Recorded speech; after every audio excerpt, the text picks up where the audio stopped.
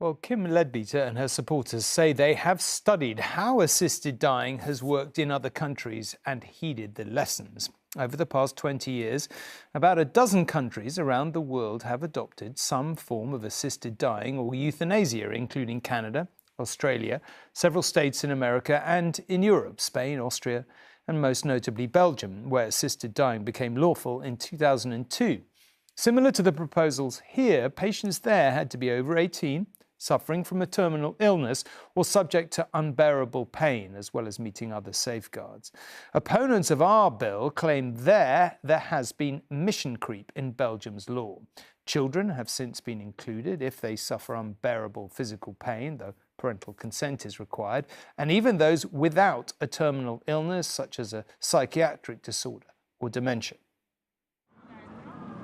The debate in Belgium has moved on so far that today, here on the streets, it is barely a debate. For 22 years, assisted dying, including now medically assisted suicide, has been so normal that almost 3,500 people chose it last year, including some not terminally ill. One party in the Belgian parliament is pressing to make it even easier still, to give those with dementia more power to choose the time of their death. We start from a liberal principle, that is that you decide for yourself about your life. When a person is in pain or suffering, and this is a state of mind that continues for years, yes, we think that a person that wants to end his life should have the chance to do so. Even if they're not about to die, naturally. Even then. Eline Vervat was injected with lethal drugs at her own request last year. She was 24 and suffered from crippling depression. Her parents, Karen and Dirk, keep her bedroom as it was that day. She was allowed to choose to die. I think this euthanasia was a much better option than she go to the train or something else. Impossibly difficult as it must be, they have accepted that after a 6-year illness and 3 years of psychiatric reports, it was her choice. It was planned on a Sunday morning. She came out of her room with a smile from here to here. She was so happy. It's very strange. Because that was the day she was going to die.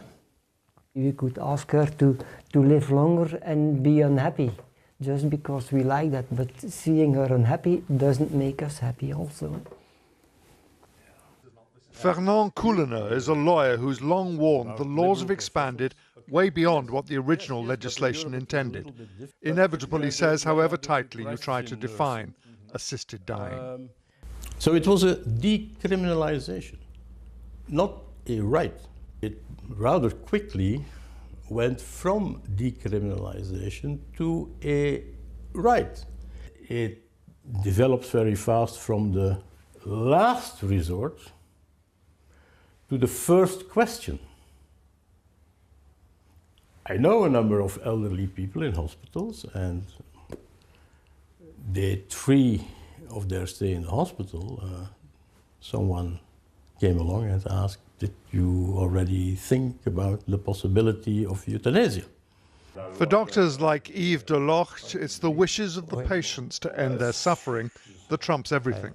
Il y a beaucoup de tristesse, d'émotion, mais there's lots of sadness and emotion, he said, but I performed a euthanasia yesterday, and the patient simply said, "Thank you, merci, merci, merci." Belgium will not go back. There's widespread acceptance of euthanasia. The only real discussion here is how much further it will go. James Mates, News at 10, Belgium.